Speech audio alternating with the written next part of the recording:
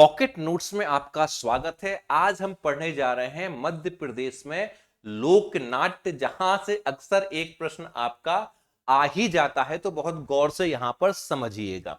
सबसे पहले जो हम लोक नाट्यों में बात करने जा रहे हैं, वो हम बात करने जा रहे हैं बुंदेलखंड, मेरे वाले क्षेत्र की बुंदेलखंड की बात करने जा रहे हैं।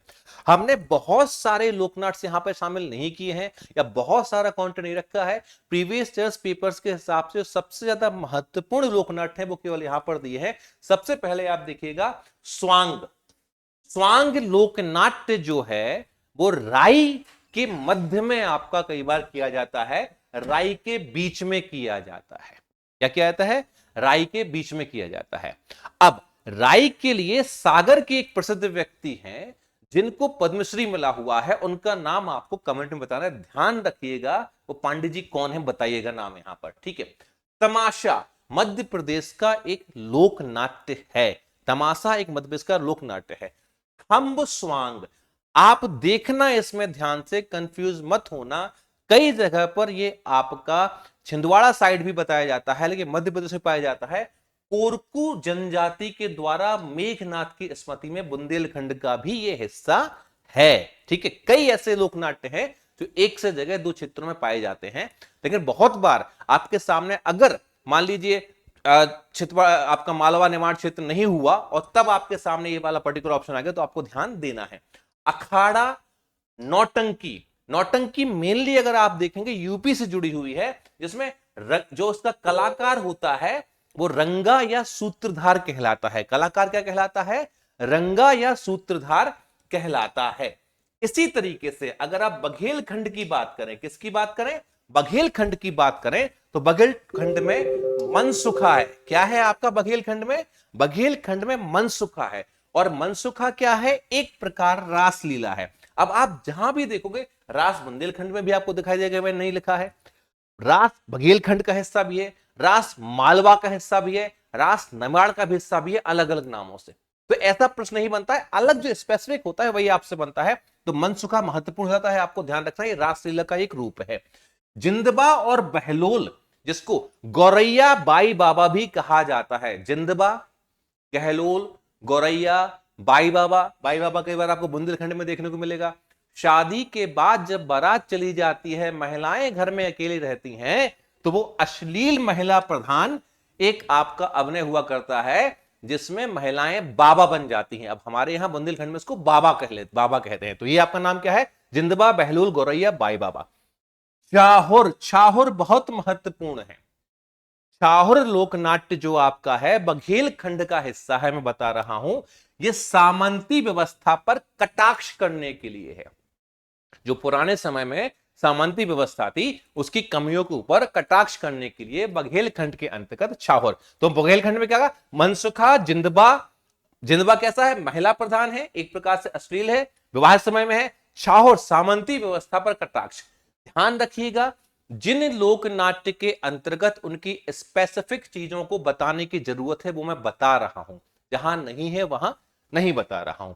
अगला लकड़बग्घा, यह एक प्रेम कहानी है, एक लड़की और लकड़बग्घे की। ये नाट्य कहां पर होता है? आपका बघेलखंड में है, आपको ध्यान रखना, कंफ्यूज मत होना। कई जगहों पर गायन से भी इसको जोड़ा जाएगा, जब गायन पढ़ाऊंगा तब मैं आपको समझा दूंगा। हिंगोला, हिंगोला आपको ध्यान देना है, स्पेसिफिक है, क्योंकि इसमें मंच का प्रयोग नहीं किया जाता है, मंच का प्रयोग नहीं किया जाता है। रास और नौटंकी यहां का भी हिस्सा है। मैंने कहा ना रास पूछी जाएगी ना नौटंकी पूछी जाएगी। क्यों? क्योंकि जैसे कलगी तुर्रा है, मालवा निमाड़ दोनों जगहों पर है। एक बार उन्होंने पूछा, उन्हें दोनों उत्तर देने पड़ गए। अब वो स्पेसिफिक ही आपसे पूछेंगे जो केवल उस क्षेत्र में प्रसिद्ध है, जैसे मनसुखा और जिंदबा आपका पूछा जा सकता है, या लकड़बग्गा और छाहुर पूछा जा सकता है हिंगोला के साथ में बघेलखंड से, या अखाड़ा और स्वांग, ये पर्टिकुलर बुंदेलखंड का आपका फेमस यहां पे हो सकता है।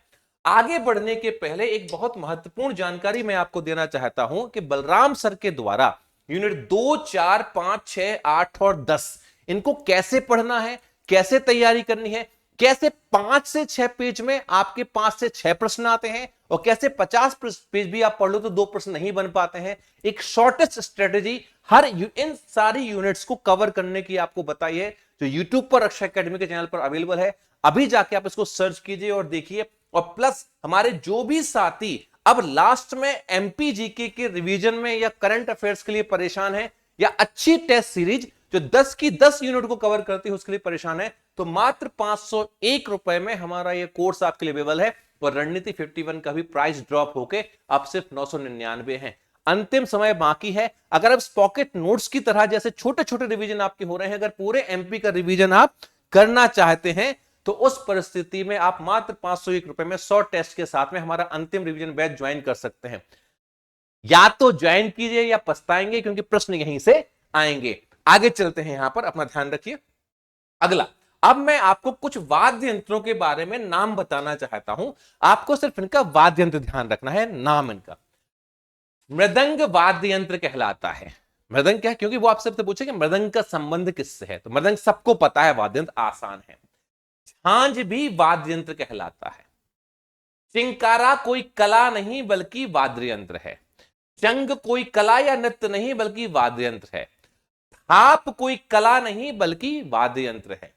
बल्कि दापा प्रथा है। अब दापा प्रथा क्या है ये आप मुझे कमेंट करके अभी बताएंगे।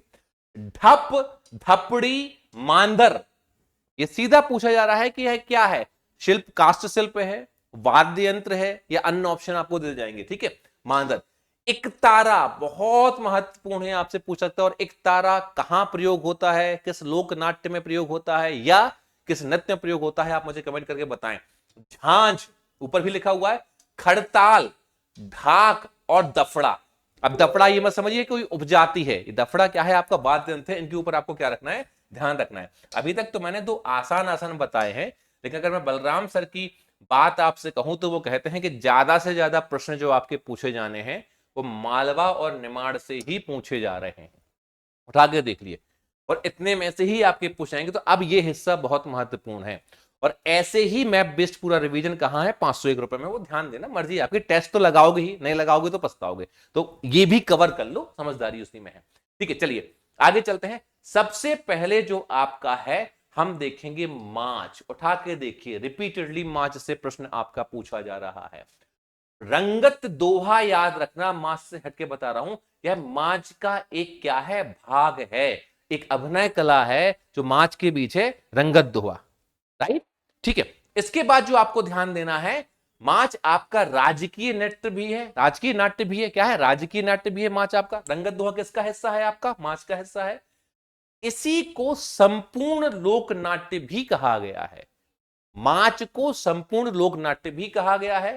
प्रारंभ इसका उज्जैन से माना जाता है, लेकिन उद्भव इसका राजस्थान से माना जाता है। तो प्रारंभ क्या है, उज्जैन, उद्भव क्या है, राजस्थान। ये प्रश्न आए हैं, पीवाई को उठा के देख लीजिए आप आराम से। प्रवर्तक इसके गुरु गोपाल हैं, प्रवर्तक गुरु गोपाल हैं। प्रणेता इसके गुरु बाल मुकुंद हैं उज्जैन के। प्रवर्तक कौन है, गुरु गोपाल हैं। प्रणेता इसके कौन है, गुरु बाल मुकुंद हैं उज्जैन के। प्रमुख कलाकार जिनका नाम रट लीजिए, हो सकता है 26 तारीख को प्रश्न मिल जाए। प्रमुख कलाकार पद्मश्री ओम प्रकाश शर्मा, जिनको 2024 में पद्मश्री मिला है। श्री सिद्धेश्वर सेन, सिद्धेश्वर सेन जो कहां पर है, आपके उज्जैन में है। ठीक है। चंपालाल जी, मोहन सिंह जी बैस, कालूराम जी और फकीर चंद जी। ये रट लीजिए, माच का रट लीजिए। संपूर्ण लोक नाट्य है। मध्य प्रदेश का क्या है, आपका मध्य प्रदेश का राजकीय नाट्य है। इससे लगातार प्रश्न पूछा जाता है, रटा हुआ होना चाहिए। ये नाम गुरु गोपाल जी क्या है, प्रवर्तक है। प्रणेता कौन है, गुरु बाल मुकुंद जी। बाकी पद्मश्री ओम प्रकाश शर्मा, सिद्धेश्वर सेन, चंपालाल जी, मोहन सिंह बैस, कालूराम, फकीर चंद। सीधे पूछा जाएगा फकीर चंद जी का संबंध किससे है, माच लोक नाट्य से। किस क्षेत्र से है, मालवा क्षेत्र से है। ये आपको ध्यान रखना है।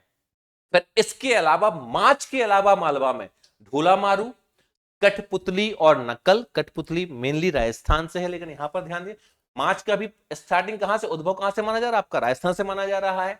गवरी, गवरी जो पर्टिकुलरली किस्म है आपकी भील जनजाति में। हवई एक प्रकार का अश्लील, आपका कहां पर है, भील जनजाति में। रामदंगल, रामदंगल प्राचीनतम नाट्य है। रामदंगल क्या है, आपका प्राचीनतम नाट्य है। रामदंगल आपका प्राचीनतम नाट्य है।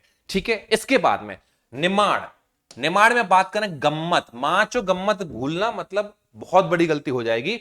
आपका गम्मत कहां पर है? गम्मत आपका है निमाड़ में। सूत्रधार कौन है इनका? ठोठिया। सूत्रधार कहलाता है ठोठिया। अब ढोढिया मत समझना या ढाढ़िया मत समझना, ये कई बार उपजाति निकल के आपकी आ जाएगी, ठीक है। ठोठिया, ठोठिया क्या है? सूत्रधार कहा जाता है। यहां पर नव दुर्गा के समय होता है। बलराम सर के द्वारा अभी एक ऐसा वीडियो आपके लिए लेके आया जाएगा जिसके अंतर्गत हिंदी माहों के अनुसार, क्योंकि प्रश्न अब कैसे बन रहे हैं कि फाल्गुन माह में कौन सा होता है, चैत्र में कौन सा होता है, कुमार कार्तिक में कौन सा होता है, ऐसा एक वीडियो पूरा आपको दिया जाएगा ताकि आप लोक नाट्य, लोक नृत्य, लोक गायन को महीनों के हिसाब से आप पूरा तैयार कर सकें। एक ठुमका पुस्तक है, पुस्तक का नाम क्या है? ठुमका, लेकिन है किसके ऊपर? गम्मत के ऊपर। ठुमका पुस्तक है, गम्मत के ऊपर है, प्रभाकर चौबे की है, पूछी गई है, प्रभाकर चौबे की है, आपको ध्यान रखना है। इसके कलाकार जो हैं वो शोभाराम जी हैं, कलाकार इसके शोभाराम जी हैं। वाद्य यंत्र मृदंग और झांझ का प्रयोग इसमें किया जाता है। ध्यान रखना, जहां उपयोग नहीं किया है मैंने एक्स्ट्रा, आप उतना मत करना। फिर आपको भागना है तो आप भागिए, आगे आपको समझ में आएगा। ढोढिया, ढोढिया, अब देखिए ठोठिया क्या है? ठोठिया गम्मत का सूत्रधार है। ठोठिया क्या है? गम्मत का सूत्रधार है। लेकिन ढोढिया एक महिला प्रधान निमाड़ का लोकनाट्य है। पर आपका खमरास है, रसव या रासलीला है जो यहां पर आपकी दी गई है, इतना आपको याद रखना है। अब बलराम सर के द्वारा जो सबसे महत्वपूर्ण चीज आपके लिए की गई है कि जैसे मैंने अभी आपके लिए शॉर्ट नोट से बनाए हैं, केवल चुनिंदा चीजें ही रखी हैं, उस तरीके से 2 4 5 6 8 10 इसका पूरा डिकोडिंग किया गया है। कैसे आपको पढ़ना है देख लीजिए। आप बहुत बड़ी गलती कर रहे हैं, पछता रहे हैं, ये आम जिंदगी से मेंटो जिंदगी आपकी हो जाएगी। जरूर देखिए, मैं बार बार आपसे रिक्वेस्ट कर रहा हूं। प्लस ये 2 4 5 6, 5 और 6 के अंतर्गत केवल एमपी की इकोनॉमी और पॉलिटी की बात होगी। 8 और 10 ये पूरा रिवीजन मात्र 501 रुपए में 100 टेस्ट के साथ अवेलेबल है। गुणवत्ता हमारी क्या है? वो पॉकेट नोट्स आपको बता रहे हैं। गुणवत्ता हमारी क्या है? हमारी क्लासेस बता रही हैं। अंत में रिवीजन में सबसे ज्यादा यही पॉकेट नोट्स आपको काम करें। ऐसे ही पूरे एमपी के नोट्स अगर आपने कंपाइल करना चाहते हैं तो 501 बिना सोचे खर्च कीजिए, 100 टेस्ट लगाइए, आपकी तैयारी पूरी होगी। जय हिंद, जय भारत।